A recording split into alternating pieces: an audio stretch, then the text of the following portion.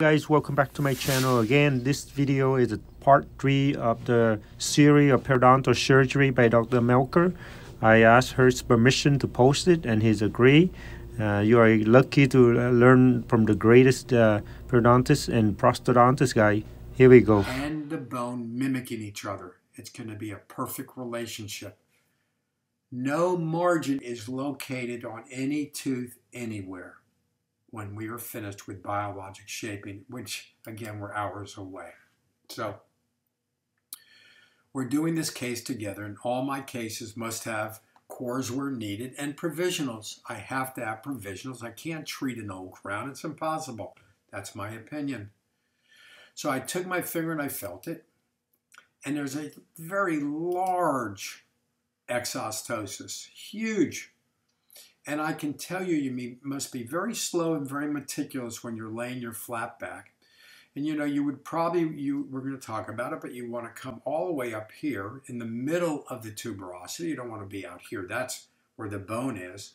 And then you would work your way around. We know you're going to be doing a full thickness flap, going in and out, around and in and out, removing any granulation tissue or the sulcular area. But you're going to want to go right to the bone, as we said, and then what are we going to do? We're going to take our elevator out, and we're slowly going to start to reflect the tissue back, very slowly, because we have to move it off the bone. This is very irregular bone. Look how thick it is here, look how thick it is there, and we want to reflect our flap back so that we can treat all the bone and not traumatize the flap. So I'm going to push the flap back so I can treat the bone, but I still want to keep the periosteum maybe even 10 millimeters higher so I can suture to it. But so look at the bone, it's quite irregular. So here's the bone before. And notice we have shoulders. If my restorative dentist had placed a core out here, I would have been fine with that. But because they're so close to the bifurcation, I'm going to tend to want to remove these shoulders. And again, when we talk about biologic shape, and it's going to be much more than just whittling on the tooth, and you're going to see why. But so we've done our massive osseous surgery, and our flap is sleeping. You don't even see it. We did our osseous, we did our tooth, removing all irregularities. And we created a parabolic architecture. We also removed these shoulders. And as long as the dentist places a chamfer margin when I'm finished, it won't matter. We will have no pulpal involvement. We'll have nothing. Notice how all the tissue is gone from the distal. We'll replace it. It's in the flap right now. But remember that big area of bone? It's all gone. See how far the bone came out here? It's gone. See, now it comes back and follows the proper contours. Again, we're getting ahead of ourselves, but if you can imagine now what everything looks like when we get to doing osseous, it's going to be much more meaningful to you because you've already seen it. I like to use a diamond round burr, a number 6 diamond round burr. If you've been doing osseous surgery for 10, 15, or 20 years, you could use a carbide burr, but I can tell you, when you first start out, a carbide burr is way too aggressive, and you can really destroy the bone with it. So my recommendation is to use diamond burrs. Again, a lot of you all that probably are looking at this have used carbide burrs for years, and I have no problem, but they can really ditch the bone. And if you have a large marrow space and you hit it, you can take a carbide burn right through the hole that's the marrow space and hit the root. So that's what I use. I would recommend everyone use it. Though we're stepping ahead, it's giving you a chance to see. So there's our huge exostosis. And you know what that circle represents? That's the coal. The area that is nothing more than epithelium, as you can see here and you can see here. That's a concavity. You cannot keep that. It's impossible. Because when you make your incisions going as far as you can, you're only going to be able to keep to here from, this far from the lingual to the buccal and this far from the buccal to the lingual, which is fine. You don't have to worry. You'll get as close to primary closure as you could get. And that coal, the reason why we don't want to keep it is because it's all epithelium and it's very weak. You don't want to carry weak tissue in your flap. So it's good that it's gone. And so we sutured back. And I want you to see this so when you look at your own surgeries, that's as far as you could go. That's as far as you could go, taking your flap and closing it because the coal was present. Who cares? You have dense, thick connective tissue, and that's going to migrate, and it's going to fill in with connective tissue, and you probably will not even get a coal again. You'll have a thick, dense area here, which is wonderful for healing. And just to show you, I could have been a little more aggressive in removing the concavity on the bicuspid. See, what I want to do is have you to look at things that I could have done better so that when you're doing it, you say, I saw this and I remember it. We need to make sure floss works and a curette works. So this little area of tooth remaining would be better if it was gone. Then floss works perfectly and a curette works perfectly. And as we get to suturing, you can see one of the primary keys of suturing is to get the tissue so it's immovable, particularly on the line angles. Because if the tissue is immovable and tight up against the bone, guess what? At a week, you will not even know you did surgery and your patient will have minimal discomfort. I couldn't help this. You can't help it. You don't want to take bad tissue ever in your flap because it won't heal well. And many times it'll look okay for a couple of years and then you'll wonder why there's breakdown, and it's because the tissue is not healthy. So another case, you've taken your finger, you feel the huge exostosis present. You see, what are you doing? You're making your diagnosis and treatment plan before you ever start. You already know what to do. You already figured out I must do a full thickness flap and I must go at least to this portion with my elevator. Now, because we understand each other, this is the coal area. It's weak tissue. May have been caused by the provisional being a little too close to the tissue, which if you all hopefully saw my part 1, the other 7-hour program about, peri-restorative, that's key is not to have your provisionals before surgery too close to the tissue because it will cause necrosis. And that's what you see here. Had the provisional probably been a little higher, this papilla would have been in here and I could have used more tissue. But so I made my incisions. Like we know, we're going to go as far to the lingual as possible, and then we're going to hit our buccal bone when we're curving around the teeth, leaving only the sulcular tissue.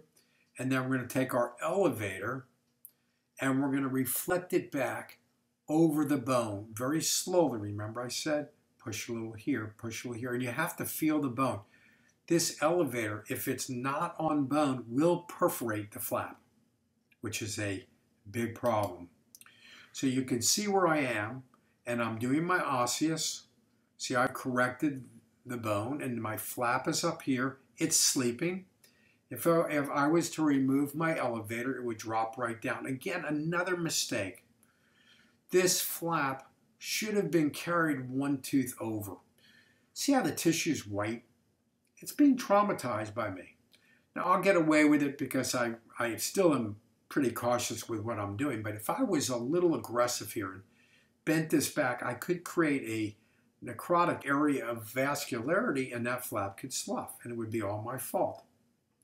Mine totally, by not following my own recommendations to you. Extension is a key here. One more tooth, you could go right there and you'd be a winner. So learn from my mistakes.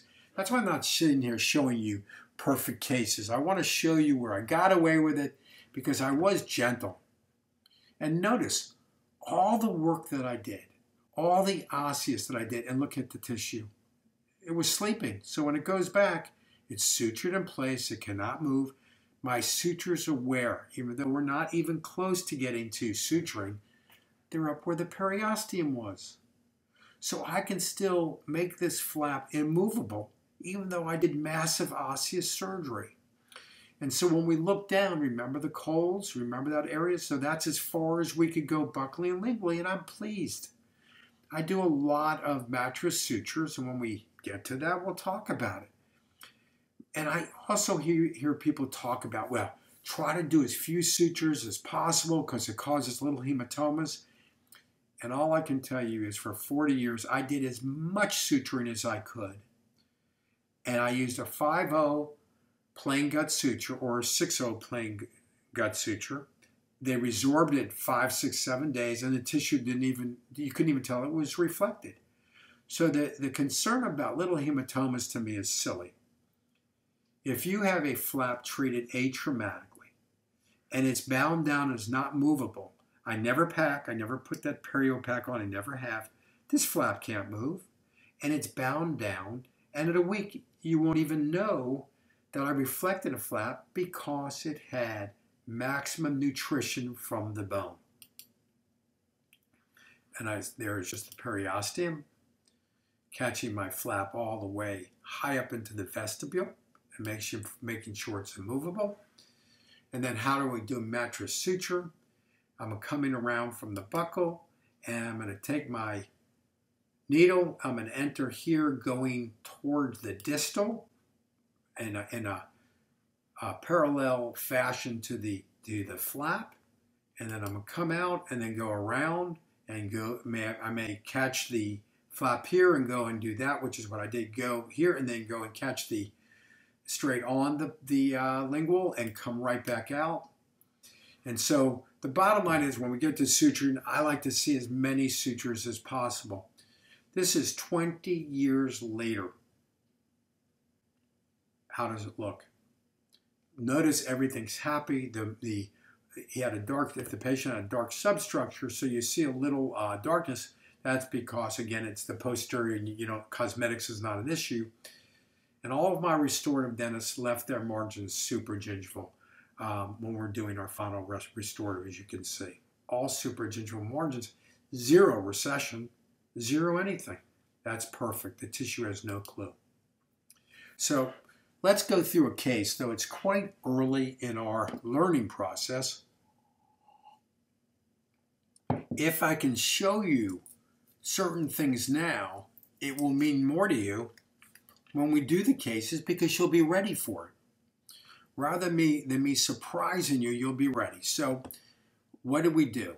First, we felt the bone, so we know it's prominent. Now, we all see this little kind of demarcation. Do you actually know what that is? That was the previous crowns present causing an inflammatory response in the tissue. And this is granulation tissue, which is very poor tissue, and you never want to keep it in your flap. So remember this line. Now, when we're going to take our provisionals off, we always use a forceps, and we only move at the incisal edge of the provisional because we place our provisionals on with Durolon. Durolon cannot take torquing. So when I wiggle my provisional back and forth, it comes off very easily. If I was to grab the provisional, say 3/4 of the way down with my forceps and pull, I could probably break the core or break the tooth. But if I wiggle each tooth gently back and forth, the Durolon will separate easily. So where is my incision going to be? It's going to be into that area where we know this is granulation tissue. And we're going to do what? We're going to make sure that incision is angled to hit the bone. We already know we want to do a full thickness flap. We already know that our incision, it's crucial not to go out into the tissue too far because the bone is present. And we're going to want to remove the granulation tissue. I keep stressing these things so little by little. By the time we're done, you're going to be bored of me because you're going to understand everything so thoroughly. Why don't we want granulation tissue? Histologically, it's terrible. It's not connective tissue. It's full of inflammatory cells. It's full of blood vessels. Everything that we don't want in tissue, it has. So histologically, you need to understand this.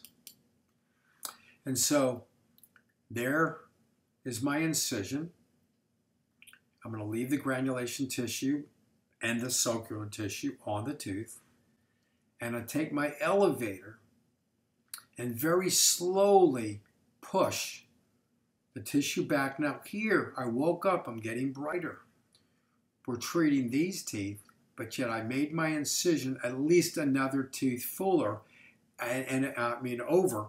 And if I have to, if I see the bone continuing, because I didn't do a vertical incision, I'll just go around, the angle, like here, and put another incision there to free up the tissue from the papilla and push it back. But we're going to treat this large exostosis. Now stop for a minute. Think of all the times you see cases where they talk about make a small flap. You're treating one tooth, make a small flap. Well, what are you going to do with the bone? That's why cases fail.